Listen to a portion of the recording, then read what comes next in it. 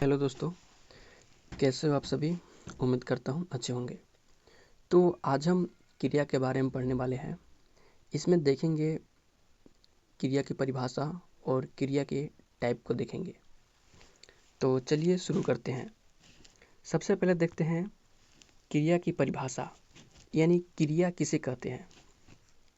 तो जिन शब्द से एक कोई शब्द रहेगा, तो जिस शब्द से किसी काम का करने या होने का पता चले, उन्हें क्रिया कहते हैं। यानी कोई एक ऐसा शब्द और इस शब्द से हमें मालूम पड़ेगा कि वो कोई काम ये हो रहा है या कोई कर रहा है। जैसे देखते हैं उदाहरण में पढ़ना है, तो इससे पता चल रहा है कोई बच्चा पढ़ रहा है। लिखना है मतलब लिख रहा है, जैसे हम भी लिख रहे हैं। खाना, सोना, दौड़ना, होना आदि, ये सभी क्या है? क्रिया है। अब वाक्य में प्रयोग करके देखते हैं कि राम पुस्तक पढ़ता है। तो राम पुस्तक पढ़ता है, यहाँ ये जो पढ़ना है वो क्या है? तो जो पढ़ना है वो क्रिया है, क्रिया। तो इसको हम तरीका भी बताएंगे पहचानने का। पहले आप देखते जाए। पहले देखते हैं धातु। तो धातु किसको बोलते हैं? धातु यानी रूट। तो क्रिया के मूल रूप, क्रिया के मूल रूप को धातु कहते हैं। क्रिया का मूल रूप को धातु कहते हैं। इसमें जब ना प्रत्यय जोड़कर क्रिया का सामान्य रूप बनता है। यानी क्या होता है? धातु होता है, धातु है। और जब इसमें धातु है और जब इसमें ना प्रत्यय जुड़ता है, तब बनता है क्रिया। धातु क्या होता है? मूल रूप होता है। तो अभी हम इसको देख रहे हैं। जैसे किसको बोलते हैं? धातु। तो जो क्रिया होता है उसका मूल रूप क्रिया कैसे बनाते हैं? तो जो धातु होता है, मूल रूप होता है, उसमें ना प्रत्यय को जोड़ करके हम क्रिया बनाते हैं। जैसे देखते हैं धातु क्या है? पढ़। ये हमारा धातु है और इसमें जब ना प्रत्यय ऐड करेंगे तो हो जाएगा पढ़ना। जैसे धातु क्या है? लिख। इसमें ना प्रत्यय जोड़ेंगे तो हो जाएगा लिखना। जैसे है जा, ना प्रत्यय जोड़ेंगे तो हो जाएगा लिखना। खा, जब ना प्रत्यय जोड़ेंगे तो हो जाएगा खाना। तो क्रिया कैसे बना? पढ़ ये धातु है, अब ये ना क्या है? प्रत्यय है, तो हो गया पढ़ना, क्रिया बन गया। जैसे लिख क्या है? तो लिख धातु है और जो ना है वो प्रत्यय है, तो क्या बना फिर? क्रिया, लिखना। तो ऐसे ही है। अब देखते हैं हम क्रिया के भेद, यानी क्रिया कितने प्रकार के होते हैं। तो जानते हैं क्रिया के भेद। तो मुख्य रूप से क्रिया दो आधारों पर बटा होता है। जो क्रिया है उसको दो आधार पर बांटते हैं। एक है कर्म के आधार पर, यानी कर्म के आधार पर बेस्ड ऑन ऑब्जेक्ट, यानी कर्म के आधार पर हम क्रिया को देखते हैं। तो यह जो है सबसे महत्वपूर्ण वर्गीकरण है। इसके दो प्रकार होते हैं। यानी कर्म के आधार पर जो क्रिया के दो प्रकार होते हैं। कौन कौन होते हैं वो देखते हैं। एक होता है अकर्मक क्रिया। अकर्मक क्रिया, जहाँ क्रिया का फल सीधा कर्ता पर पड़ता है और वाक्य में कर्म नहीं होता है। तो ये साउंड से ही पता चल रहा है अकर्मक।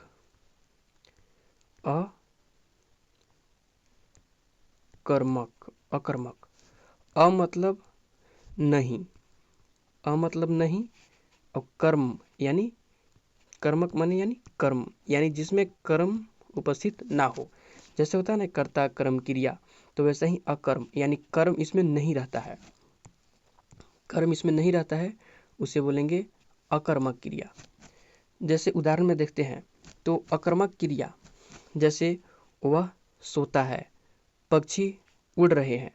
अब बात करते हैं पहचान, कि हम कैसे पहचान करेंगे कि इसमें कर्म है कि नहीं। तो अगर क्या और किसको पूछने पर उत्तर नहीं मिलता है तो हम समझ जाएंगे कि उसमें कर्म नहीं है। कर्म पहचानने के तरीका क्या है? तो चलिए देखते हैं। कर्म पहचानने का तरीका,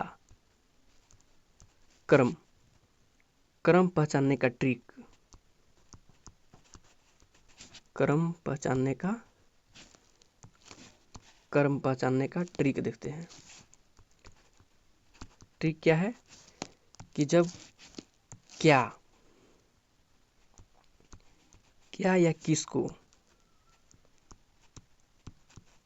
अगर इसका जवाब मिल जाता है, क्या और किसको का जवाब मिल जाता है, क्या होता है क्या और किसको का जवाब, अगर क्या और किसको का जवाब मिल जाता है तो ये हो जाता है सकर्मक, सकर्मक यानी कर्म है।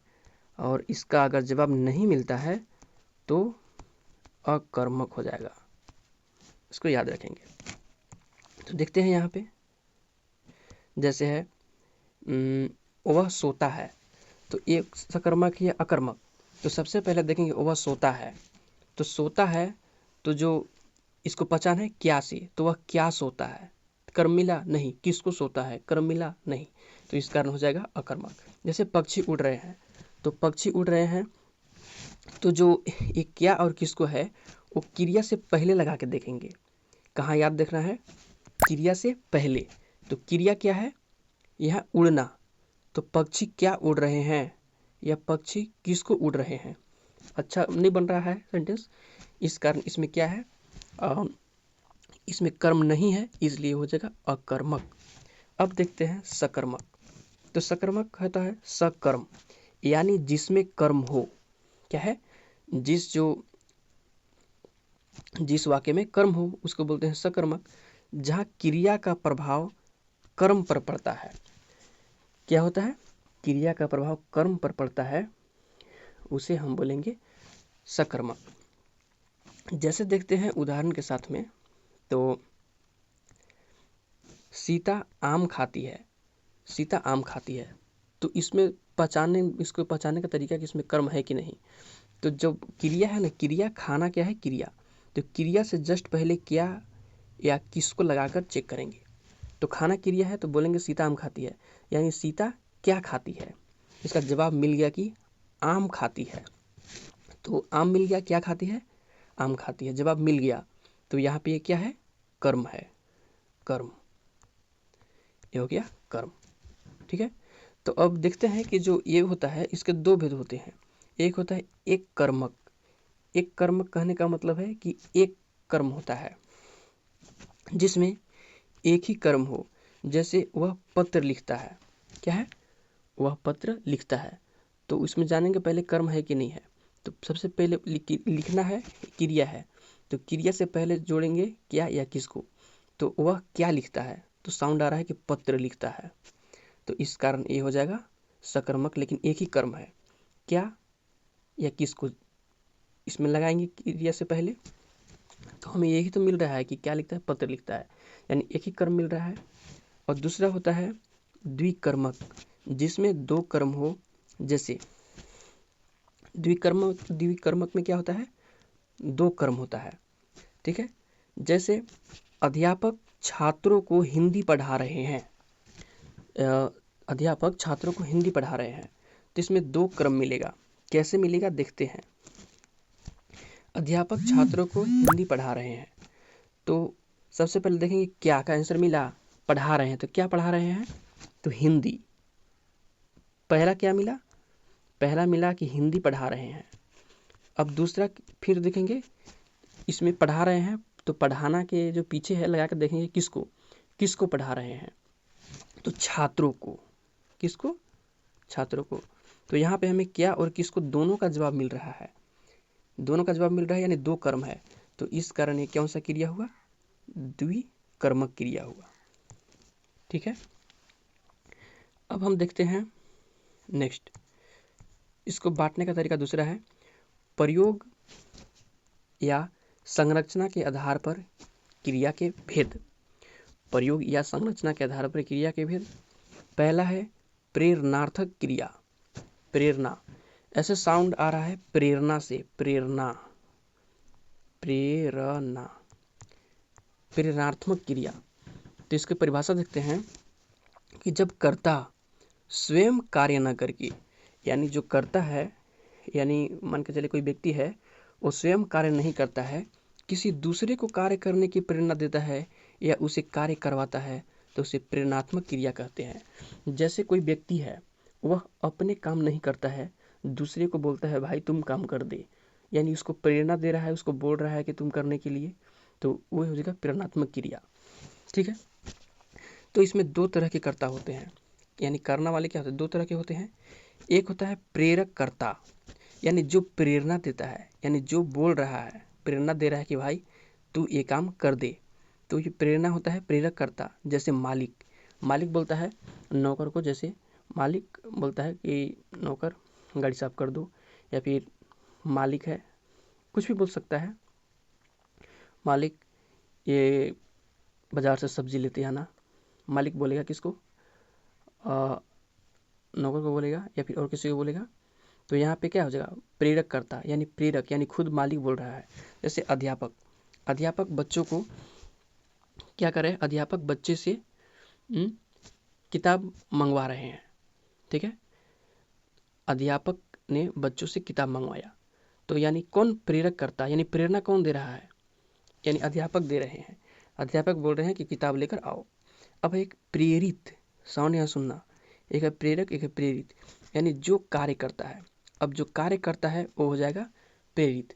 जैसे वहाँ पे मालिक ने बोला था नौकर से कि गाड़ी साफ कर दो, तो साफ कौन कर रहा था, तो नौकर कर रहा था, तो ये हो जाएगा प्रेरित। और दूसरा था कि अध्यापक जो है वो छात्रों से किताब मंगवा रहे थे, तो किससे मंगवा रहे थे, छात्र से, तो प्रेरित करता। तो यहाँ पे देखेंगे हम जो कार्य करता है वो करता, प्रेरित करता हो जाएगा। यानी यहाँ पे कर्ता को हम देखेंगे सिर्फ, यहाँ जो प्रेरणात्मक क्रिया है इसमें हम कर्ता को समझेंगे। किसको समझेंगे, कर्ता, यानी काम करने वाला, काम करने वाला यानी जो बोल रहा है, और दूसरा जिससे करवा रहा है। जो खुद बोल रहा है कि काम कर दो वो प्रेरक कर्ता हो गया, और जिससे काम करने को बोला है वो हो जाएगा वो प्रेरित करता। जैसे एक खुद से एग्जाम्पल एक देते हैं। ठीक है, राम ने, जैसे राम ने मोहन, राम ने मोहन से गाना गवाया, गाना गवाया। तो यहाँ पे देखना है कि जो राम है वो मोहन से गाना गवा रहा है, राम खुद नहीं गा रहा है, राम क्या है, मोहन से गाना गवा रहा है। तो राम गवा रहा है, तो राम क्या हो जाएगा, प्रेरक, प्रेरक कर्ता। ठीक है, और जिससे गवा रहा है तो मोहन से गवा रहा है, तो गाने वाला ये मोहन हो जाएगा प्रेरित, प्रेरित करता। अब हम आगे देखते हैं। अब इसके दो रूप होते हैं, इसके दो रूप होते हैं, एक मूल क्रिया, दूसरा प्रथम प्रेरणार्थक। जब कर्ता शामिल हो, जब कर्ता शामिल हो तो प्रथम प्रेरणार्थक हो जाएगा, और द्वितीयक प्रेरणार्थक जब काम किसी और से करवाया जाए। यहाँ पे देखने वाला बात है कि प्रथम प्रेरणार्थक तब बोलेंगे जब कर्ता शामिल हो, और द्वितीय प्रेरणार्थक जब बोलेंगे जब काम किसी और से करवाया जा रहा है। ठीक है, जैसे यहाँ पे देख रहे हैं राम, राम ने कहा था कि राम ने मोहन से गाना गवाया, तो राम ने मोहन से गवाया यानी इसमें कर्ता शामिल है, कर्ता शामिल, राम गवा रहा है, तो ये प्रथम प्रेरणार्थक हो जाएगा। अब गवा रहा है, किससे गवा रहा है, मोहन से, तो इसलिए यहाँ पे हो जाएगा द्वितीयक प्रेरणार्थक। कौन हो जाएगा, मोहन, मोहन हो जाएगा सेकेंड और राम हो जाएगा फर्स्ट।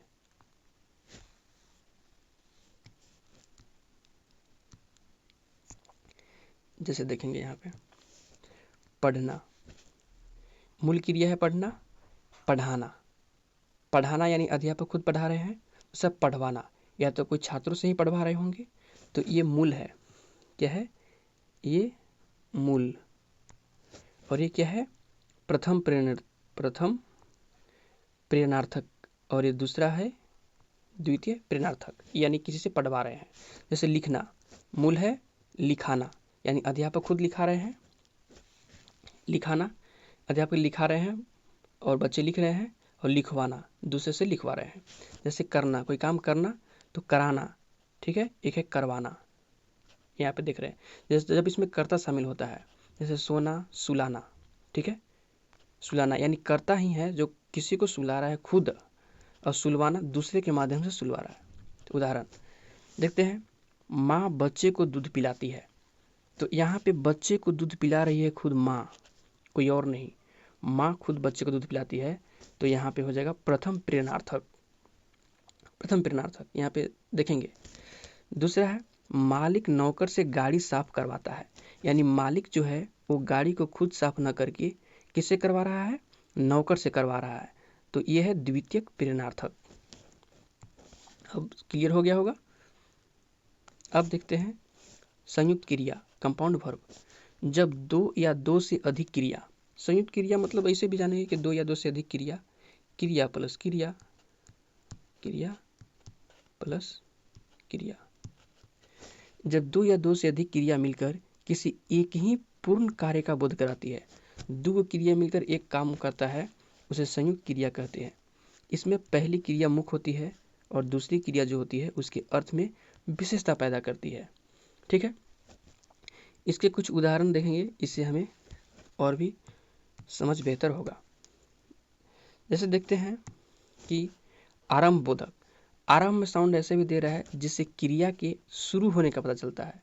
आरंभ होना यानी शुरू होना, तो जिससे क्रिया के शुरू होने का पता चलता है।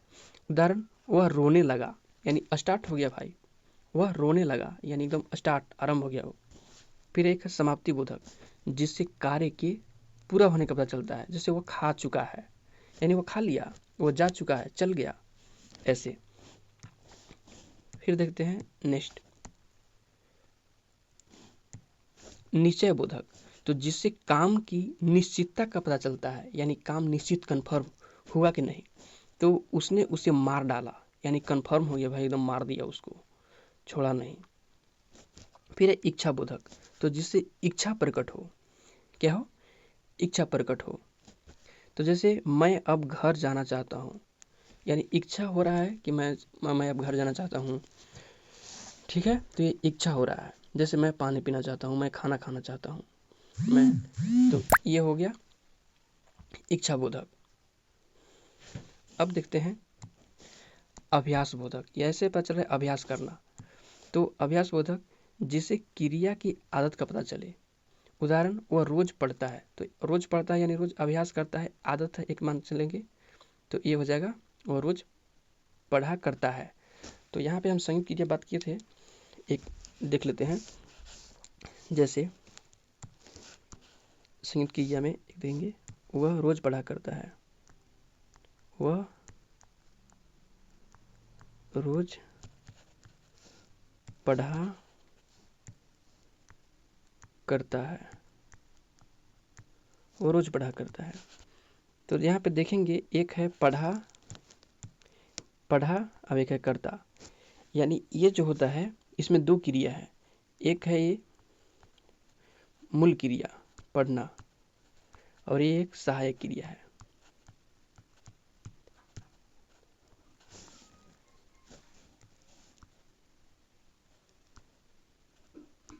तो इसको हम ऐसे ही देखेंगे। फिर नेक्स्ट है कि नाम धातु क्रिया किसको बोलते हैं। तो जो संज्ञा, सर्वनाम या विशेषण से बनती है उसे नाम धातु क्रिया बोलते हैं। जो संज्ञा से, सर्वनाम से या फिर विशेषण से बनती है उसे नाम धातु क्रिया कहते हैं। जैसे हाथ, हाथ क्या है, हाथ हमारा संज्ञा है। हाथ से बना हथियाना, बात से बना बतियाना, लात से बना लथियाना। तो ये सभी नाम धातु क्रिया है जो संज्ञा, सर्वनाम या विशेषण से मिलकर बनता है। अगला बात करते हैं पूर्वकालिक क्रिया। ऐसे साउंड दे रहा है पूर्वकालिक,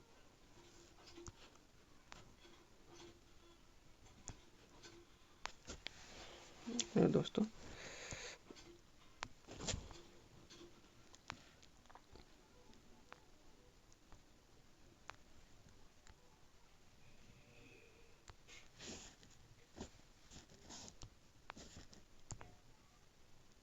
देखते हैं पूर्वकालिक क्रिया।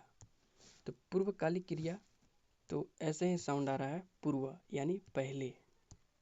तो पूर्वकालिक क्रिया मुख्य क्रिया से पहले होने वाली क्रिया को बोलते हैं पूर्वकालिक क्रिया। जैसे यानी जो मुख्य काम है उसे पहले होने वाली क्रिया को बोलते हैं पूर्वकालिक क्रिया। जैसे वह खाकर सो गया, वह खाकर सो गया, पूर्वकालिक। तो यहाँ देखिए एक सो गया, तो सोने से पहले क्या किया, वो खाया, सोने से पहले खाया। तो जो खाया है वो खाकर सो गया, खाया हो गया पूर्वकालिक क्रिया। ठीक है, अब मुख्य क्रिया क्या हो जाएगा, सोना। अब देखते हैं क्रिया के रूपांतरण। तो क्रिया का रूप लिंग, वचन और काल के अनुसार बदल जाता है। जो क्रिया है इसका रूप लिंग हो गया, वचन हो गया और काल के अनुसार बदल जाता है। अब कैसे बदलता है उसको देखते हैं हम। तो क्रिया लिंग के आधार पर कैसे बदलता है, जैसे लड़का पढ़ता है, तो यहाँ पढ़ना क्या है, क्रिया है लिंग के आधार पर। लड़का क्या है, पुल्लिंग। जब ये हो जाएगा लड़की स्त्रीलिंग, तो ये पढ़ना से बदल के हो जाएगा पढ़ती। तो बदल गया ना, तो लिंग के आधार पर क्या होगा, क्रिया बदल गया। जैसे यहाँ पढ़ना क्रिया था, जब ये हो गया लड़का तो बदल, लड़का है तो पढ़ता है, और जब लड़की यानी लिंग बदल गया स्त्रीलिंग, तो ये पढ़ना से पढ़ती बदल गया। तो ये क्या हो गया, यानी लिंग के आधार पर क्रिया बदल गया। अब है वचन के आधार पर देखते हैं। तो जैसे वचन, बच्चा क्या है, एक वचन है। जैसे बच्चा खेलता है, यहाँ खेलना क्या है, खेलना एक क्रिया है। तो जैसे बच्चा खेलता है, ये एक वचन है बच्चा। जब बच्चे हो गए बहुवचन, तो यहाँ पे खेलना से बन गया खेलते। तो क्रिया बदल गया ना, वचन के अनुसार। ये एक वचन था बच्चा तो हो गया खेलता था, और जब बच्चे हो गया बहुवचन तो खेलते में बदल गया, यानी क्रिया क्या हो गया, बदल गया वचन के अनुसार। अब है काल के आधार पर। तो काल के आधार पर जैसे वह गया, वह गया ये भूतकाल हो गया, और वह जाएगा ये भविष्य काल हो गया। काल के आधार पर जैसे भूतकाल वर्तमान भविष्य होता है ना, तो वैसे ही जैसे वह गया, वह गया तो भूतकाल। तो यहाँ देखो गया, गया क्या है, तो भूतकाल। जब भूतकाल हुआ यानी पास्ट में तो गया है, लेकिन जब वह जाएगा, जब ये क्या भविष्य काल में आ गया, तो वो गया से जाएगा में बदल गया। ये गया था पहले, अब जाएगा में बदल गया ना, तो इसी को बोलते हैं काल के अनुसार बदलना। अब देखते हैं कुछ टिप्स, देखते हैं विशेष टिप्स। यदि आपको पहचान हो कि क्रिया सकर्मक है या अकर्मक, जो विशेष टिप देखते हैं। तो यदि आपको पहचानना हो कि क्रिया सकर्मक है या अकर्मक, तो वही पहले बता चुके हैं कि क्रिया से पहले क्या लगाकर प्रश्न पूछे। अगर उत्तर मिलता है तो सकर्मक है, और ना मिलता है तो अकर्मक है। ठीक है, जैसे ये हो गया क्रिया, कैसे पता चलेगा, जैसे सकर्मक कोई क्रिया है, क्रिया है, एक क्रिया से पहले हम क्या क्या लगाएंगे या किसको,